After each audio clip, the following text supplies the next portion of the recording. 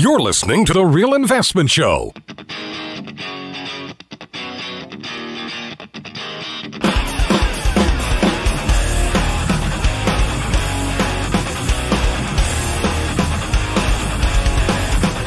And good morning. Welcome back to the show. I'm Rich Rosso's CFP with Danny Ratliff, CFP. And just wanted to thank all our early risers on YouTube.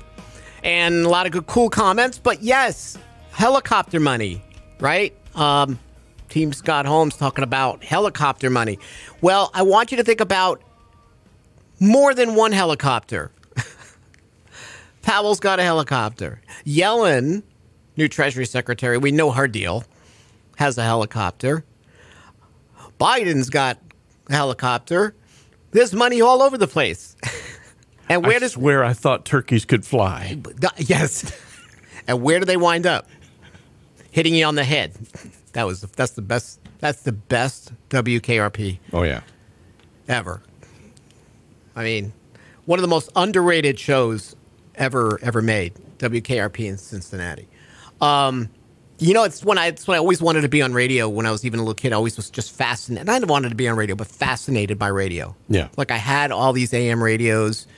Growing up in New York, we had Rambling with Gambling. We had all the great talk shows, except they weren't political. They were just fun, right? What was that like?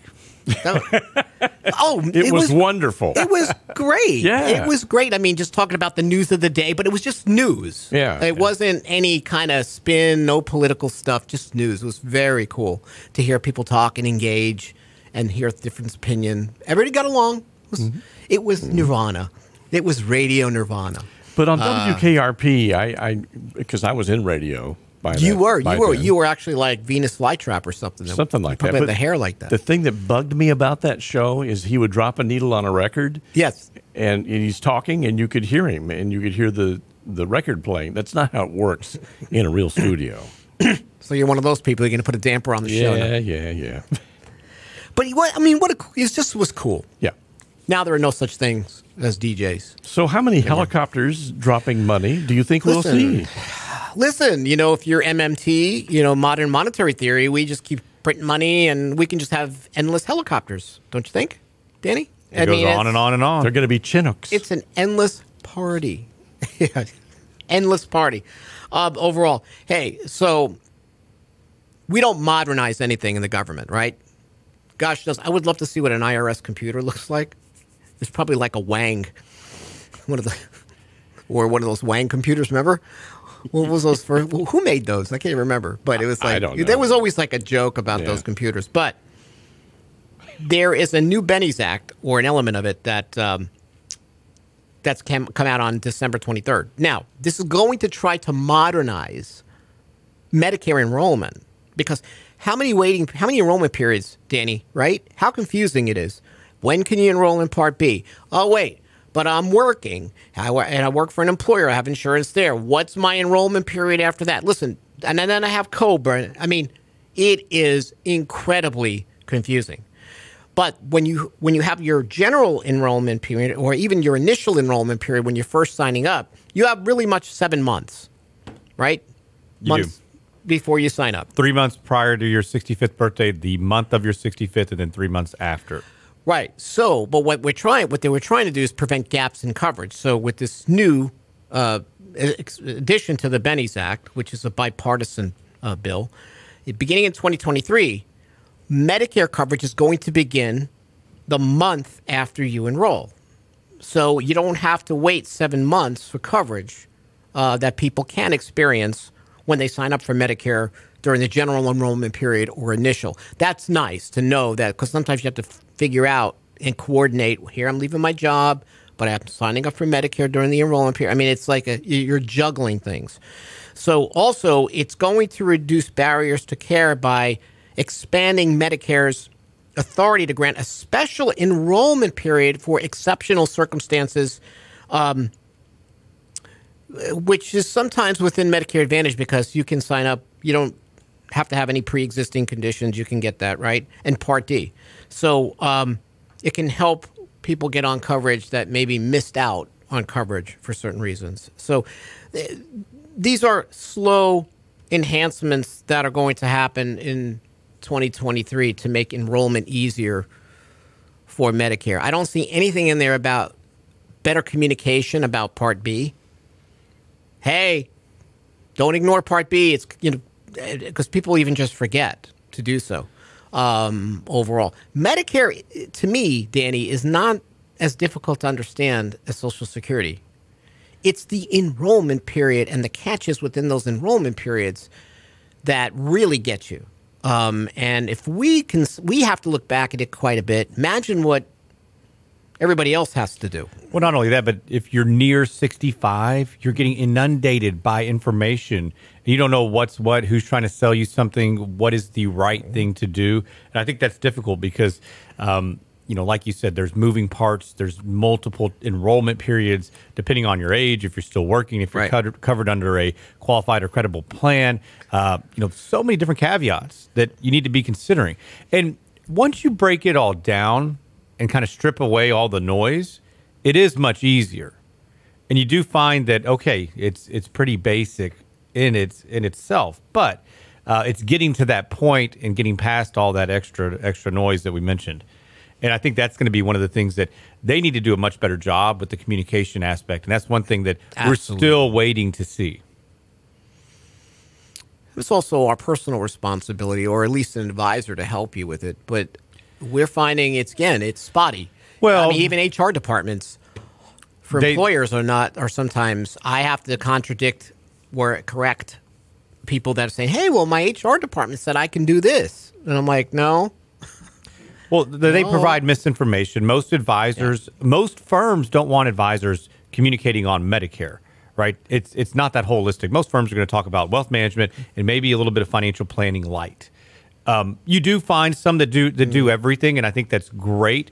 It's sorely needed to have that holistic view, especially when there's so much that impacts it. I mean, I can't tell you how many times have you visited with somebody and they say, hey, I don't understand it. My Social Security went way down. I said, well, let's talk. What happened? I don't know. My advisor took a lot of gains this last year. Okay, well, let's walk through this scenario. What happened here? And what ends up happening is that their AGI went way up. Right. And so their income was much higher than what they typically had. And it was one of those things that maybe was controllable. Or you just have people who just say, they didn't know, they didn't realize, they just thought the cost went up. And there's so many different aspects. So that's why we feel it's so important to take that holistic view when discussing your financial plan and your wealth management, because those two are tied together, because one, it does impact the other. Now, there will be times that you can't do anything about it. But if you can control these things, I think that's great, because the idea is keeping money in your pocket. And, what's all the growth in the world worth if you've got to give it all away?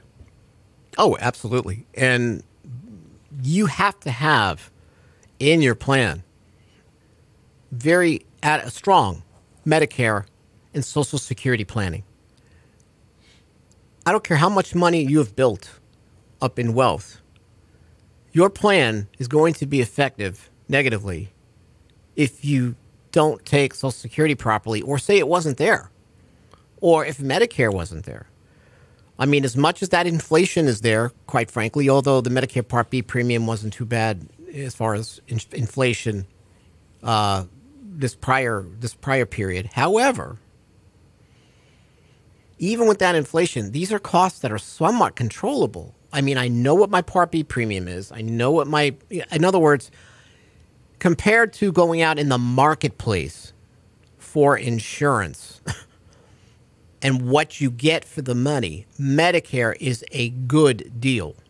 Now, we can argue politically about it all day you want, but I'm talking about from your household budget compared to going on to the marketplace and finding coverage. This is some of the best coverage you're going to get for the price.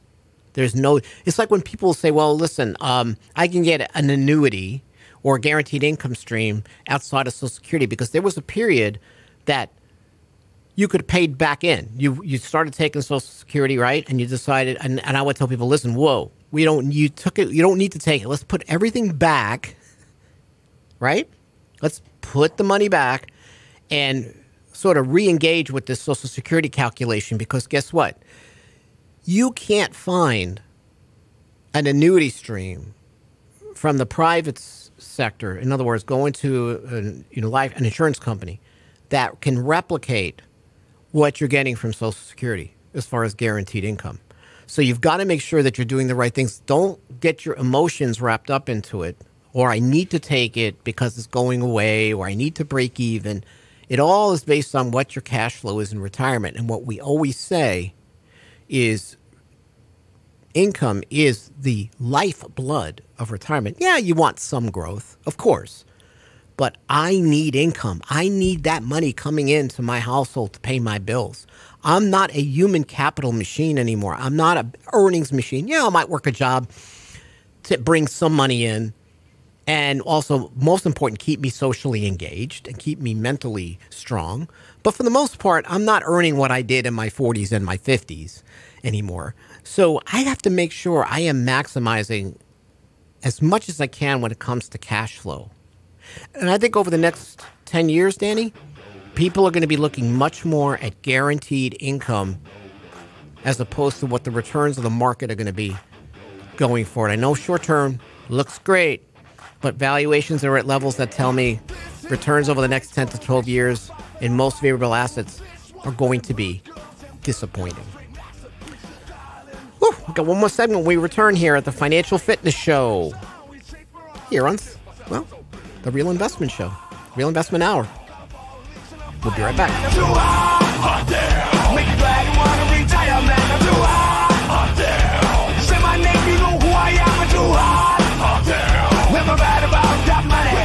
Girls hit you hallelujah. Girls hit you hallelujah. Girls hit you hallelujah. Cause I'm down back, I'm giving it ya. Cause I'm down back, I'm giving it ya. Cause I'm down back, I'm giving it ya. Saturday night, we hit the spot. Don't believe me, just watch. You're listening to The Real Investment Show. Get 2020 off on the right foot with our next Candid Coffee Financial Bootcamp. Get fiscal with Richard Rosso and Danny Ratliff and learn the landmines to avoid, tax advantages we see, and money tips you need to know. Our next Candid Coffee can better prepare you for the changes we'll see in the new year with the new administration. Get fiscal with Ratliff and Rosso. Register for the 2021 Financial Bootcamp edition of Candid Coffee Saturday, January 16th at RIAadvisors.com. RIAadvisors.com.